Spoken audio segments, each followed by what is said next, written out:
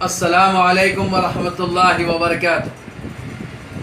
मैं हकीम मोहम्मद करीमुद्दीन राहत सेहत शफाखाना यूनानी महबूब नगर का दवाखाने वाला आपकी खिदमत में हाजिर हूँ। हर 4 आदमी में 2 आदमी दांतों के अमराज में मुब्तला हैं।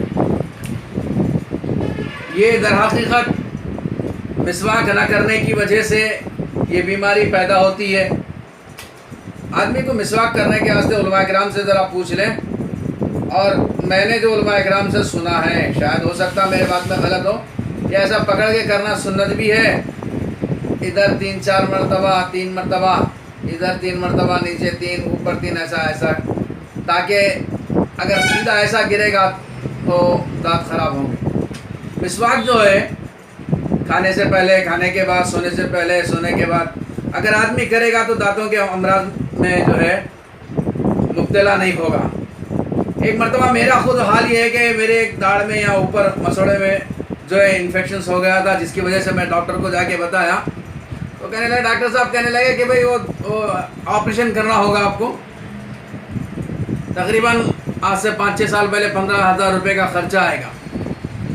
मैं 11 बजे मिसवाक करना शुरू करा, दिन में 5 बजे तक मिसवाक करा, अल्हम्दुलिल्लाह दर्द मुकम्मल तौर पे ख़त्म हो गया। नमक और फिटकरी से सिर्फ दांत के ये हिस्से में रखे, अंदर मसड़ ना लाए, इससे रख के अच्छा रफ करने की वजह से पीले दांत सफ़ेद हो जाते हैं, नमक और फिटकरी से। और खाने का सोडा और फिटकरी, नमक ये भी लगा के सिर्फ लगाना। अगर ज़्यादा लग गया सोडा तो सोडा की वजह से मसोड़े छिले आते, सिर्फ दांत पे रख के अच्छा मालिश करने की वजह से दांत एकदम पीले, दांत एकदम साफ़ हो जाते हैं। लेकिन यहाँ थोड़ा सा एहतियात ये करना, अगर सोडा डाल रहे हैं आप तो मसोड़े को नहीं लगना।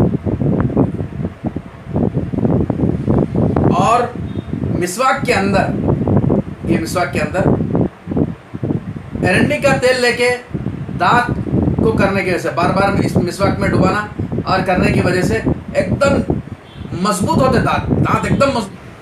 मिसवाक जो है के बारे में इंशाल्लाह हम एक वीडियो बनाएंगे। मिसवाक से कान का अमराज और जो है क्या क्या फ़ायदे होंगे, हाजमे का निज़ाम क्या होगा, इंशाल्लाह आइंदा अगले वीडियोस बनाएंगे। तो बाज़ लोग जो है वो दाढ़ के अमराज में मुब्तला हो जाते हैं, कीड़ लगता है, सूज जाता है, तो उन लोगों के लिए पक्की इमली में काफूर मिला के अच्छा कूट लें। कूट के वो इमली छोटा सा एक ये बना लें, जैसा कि काबुली चने के उतना बड़ा उसका गोली बना लें, और वो गोली थोड़ी देर तक, एक आधा 1 घंटा रखें, उसके बाद फिर मिसवाक कर दें। फिर वैसे ही रख ले के ना सो जाएँ, वो चिपक जाता और ज़ख्म और सूज जाता, लिहाजा में अच्छा मिसवाक कर लें। लौंग का तेल लोग इस्तेमाल करते हैं, वो भी इस्तेमाल करें, लेकिन देख समझ के इस्तेमाल करना। लौंग का तेल में क्या है, फाड़ देता हो, जला देता, क्योंकि बहुत ज़्यादा तेज़ होता है। एरंडी के तेल में काफूर लेके लगाएं, वो भी अच्छी चीज़ है, इस्तेमाल कर कीजिए। एरंडी के तेल में काफूर का इस्तेमाल करना से दांत मजबूत होते हैं। जंगली एरंडी के झाड़ का लकड़ी जिसमें दूध रहता, वो एरंडी से करने की वजह से आप पत्थर दांतों में रख के तोड़ सकते हैं। सेलू का पत्थर अक्सर आप रास्तों में या मैजिक शो बताते हुए लोग करेंगे कि पत्थर को दांतों में रख के तोड़ते हो, खाते, चबाते। वो लोग क्या करते हैं, जंगली एरंडी के झाड़ से अपने दांत को मजबूत कर लेते, पहले रगड़ लेते हैं, वो मजबूत हो जाते, घट हो जाते, और उसके बाद करते हैं। तो आपको एक बेहतरीन नुस्खा दे रहा हूँ मैं, ये मंजन का नुस्खा है। शायद मैं समझता हूँ आप किसी भी हकीम को कहिए बेहतरीन हम मंजन है कहेंगे।